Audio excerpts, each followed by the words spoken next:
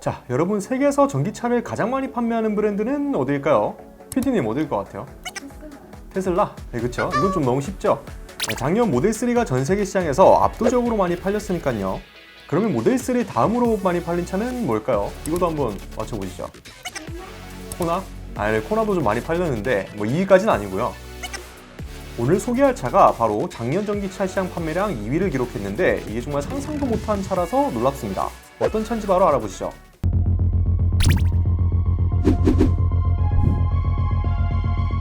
자, 방금 말했죠. 1등은 테슬라입니다. 모델3 판매량은 따라갈 수가 없어요. 압도적이죠. 2, 3, 4등 판매량 다 합쳐도 못 잡습니다. 자, 그러면 2위는 누굴까요? 코나 EV도 유럽에서 꽤 많이 팔았다고 하고 한국에선 찬밥 신세인 르노 조에도 유럽에선 베스트셀러니 뭐니 하죠.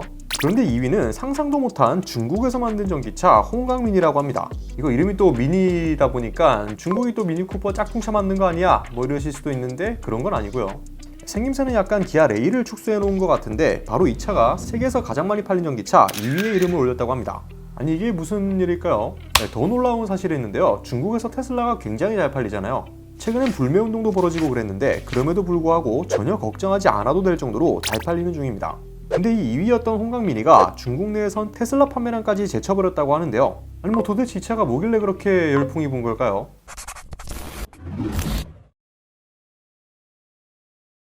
자, 여러분들은 중국차에 대해서 어떻게 생각하세요? 피디님 어떻게 생각하세요? 네, 그렇죠. 대한민국 사람들이 이 중국차라는 키워드에 되게 민감하죠. 옛날에 되게 조롱거리기도 했던 방금 말했던 짝퉁차가 먼저 떠오르기도 하고요. 최근까지도 비스무리하게 카피한 여러 중국차들이 화제가 됐는데 아무튼 중국차 하면 일단 못 믿겠다라는 부정적인 인식들이 많습니다. 중국이 대놓고 럭셔리카를 표방하며 만든 홍치 H9도 대륙의 롤스로이스다라고 내세웠지만 차의 완성도나 품질은 실제로 형편없었잖아요. 이건 너무 오랫동안 중국차에 대한 부정적인 이미지가 이어져 왔기 때문에 어쩔 수 없는 부분이라고 생각합니다. 그런데 반면 중국차 개발 속도도 어마무시하죠. 자본력이 워낙 탄탄하다 보니까 해외 유명한 기술자들을 싸그리 스카우트하는가 하면 요즘 일부 중국차 제조사에선 나름 그럴싸한 신차들을 선보이기도 해요. 가격도 꽤 비싸졌고요. 그러다 보니 사실 중국 내에서의 가성비로 들이밀던 현대 기아 차의 입지가 점점 줄어들고 있는데 아무튼 요즘은 중국차를 그렇게 마냥 무시할 수는 없다는 이야기입니다. 네, 다시 홍강민이 이야기로 돌아와서요. 이 차는 초소형 전기차입니다. 이게 중국 내에선 열풍이라고 할 정도로 많이 팔린다고 하는데 작년엔 판매량 2위였고 올해는 테슬라 판매량까지 제쳤어요. 어마무시하죠. 스펙만 놓고 보면 그리 대단한 건 없습니다. 먼저 정말 작은데요. 길이는 3m가 안 되고요. 휠베이스는 2m 정도입니다. 중국 내에서 가장 작은 A00 등급에 속하고요. 한국에 들어오면 르노 트위지랑 경쟁하게 되겠죠. 그런데 여기서 조금 놀라운 게 이 작은 차에 4명이 탑승할 수 있다고 해요. 실제로 보면 뒷좌석이 있네요. 대신에 트렁크가 뒷좌석을 접어야 수납 공간이 나오는 그런 구조입니다. 미니멀 컨셉을 잘 지켰네요. 전기차에 있어 가장 중요하다는 주행거리는 고작 120km 수준인데요. 배터리 용량이 두 가지네요. 93kWh짜리는 120km, 13.9kWh짜리 배터리를 장착한 모델은 170km 주행이 가능합니다. 근데 이 주행거리가 WLTP 기준이 아니고 NEDC 방식으로 측정한 거라 WLTP 기준으로 환산하면 100km 정도가 된다고 하네요. 이러면 국내에 들어오면 100km를 넘지 못할 가능성이 크겠네요. 이게 일반적인 전기차였으면 스펙이 저게 뭐냐? 라고 했을 것 같은데 초소형 전기차라서 어느 정도 용납이 되는 부분이죠. 충전 스트레스만 해결할 수 있다면 도심 내에서의 작은 이동 수단으로서는 나름 괜찮아 보이기도 합니다. 중국에서 대박이 난 이 홍강미니는 2030 청년층의 열렬한 지지를 얻고 있다고 하는데요. 그 이유는 저렴한 가격 때문이었습니다. 28,880위안, 하나로 약 500만원 밖에 안 해요. 여기에 에어컨 옵션이고 배터리를 13.9kWh짜리로 업그레이드하면 1만 위안이 더 추가가 되는데 그래도 가격은 600만원 정도입니다. 테슬라 모델 3 중국 시작 가격이 보조금을 받기 전 28만 1,800위안 정도인데 거의 10분의 1 가격이죠. 아니 600만 원이면은 그렇게 오래되지 않은 중고 모닝 레이도 못 사는 돈인데 이 돈으로 전기차 신차를 살 수 있다는 거잖아요. 예를 들면 상납금 100만 원 정도를 넣고 36개월이나 48개월 할부를 돌리면 매월 10만 원 정도만 내면 내 차를 가질 수 있다는 겁니다. 야, 이거는 사회초년생들도 그냥 한 대 살까라는 마음만 먹으면 충분히 살 수 있는 그런 금액이죠.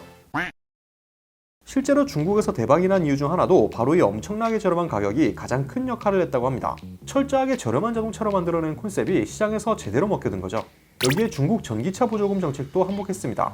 주행거리가 300km 미만이라 전기차 보조금 지원은 불가능하지만 번호판을 무료로 교부받는 것이 가능한데요. 이게 엄청난 혜택이에요. 중국 대도시는 교통 수요를 억제하기 위해 번호판을 경매나 추첨을 통해 교부하면서 차량 구매를 규제하고 있거든요. 상하이시 기준으로 이 번호판만 사려고 해도 9만 위안 정도, 1,600만 원 정도 수준인데 이걸 그냥 달아준다는 겁니다. 엄청난 혜택 맞죠? 중국 내에서 이렇게 대박이 나니까 홍강미니를 해외도 판매하려는 움직임을 보이고 있습니다.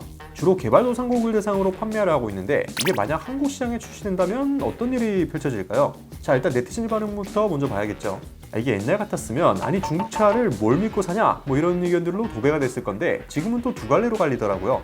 여전히 500만 원 목숨값이다, 빨리 죽고 싶냐, 저거 100만 원이라도 안 산다 뭐 이런 의견들도 많았고요. 반면 이거 500만 원이면 무조건 가야 하는 거 아니냐, TG 살 바에 저거 사겠다, 출퇴근용으로 사용하면 최고일 것 같아 라는 반응들도 있더라고요.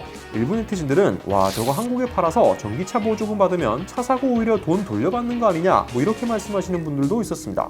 지금 르노 삼성 TG 국가 보조금이 400만 원이거든요. 여기에 지자체 보조금이 더해지면 250에서 500만 원 정도를 더 할인받을 수 있는데 그래서 트위지가 지금 보조금을 최대 920만 원까지 받아서 410만 원 정도에 살 수 있습니다. 이 논리를 그대로 홍강미니에 대입하면은 실제로 차를 샀는데 돈을 돌려받을 수 있는 거죠. 물론 실제로 이런 일이 벌어지도록 내버려두지는 않겠습니다만 이론적으로는 그렇습니다.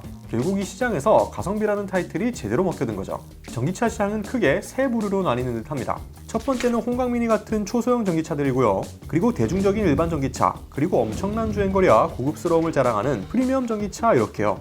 사실 이렇게 철저히 싸게 만들기 위한 기획 및 제작 단계에 접어들어서 차를 만들던 건 일본 경차들에서나 볼 수 있었던 특징이었는데 이게 전기차 시장에서도 제대로 먹혀들 수 있다는 게 어느 정도 증명이 된 셈이네요. 판매량이 모든 걸 말해준다라는 말도 있잖아요. 이 차가 중국차라는 이유 하나만으로 마냥 무시할 필요는 없을 것 같습니다. 그리고 국내 초소형 전기차 업체들도 이런 걸 보고 좀 더 분발해줬으면 좋겠어요. 한국에도 세보시나 세미시스코 이런 차들 있잖아요. 사실 냉정하게 바라보면 한국 업체들이 만드는 초소형 전기차 상품성이 홍강미니랑 비교했을 때 압도적으로 좋다라고 말할 수 있을까요? 쉽지 않은 대답이죠. 현실은 냉철하게 바라볼 수 있어야 합니다. 네, 오늘 영상에선 테슬라보다 많이 팔린다는 중국 초소형 전기차 홍강미니에 대해 알아봤습니다. 이에 대한 여러분들의 생각을 댓글로 나눠주시면 좋을 것 같고요. 그리고 국산차 제조사들도 화이팅입니다. 오토포스트 이슈플러스였습니다.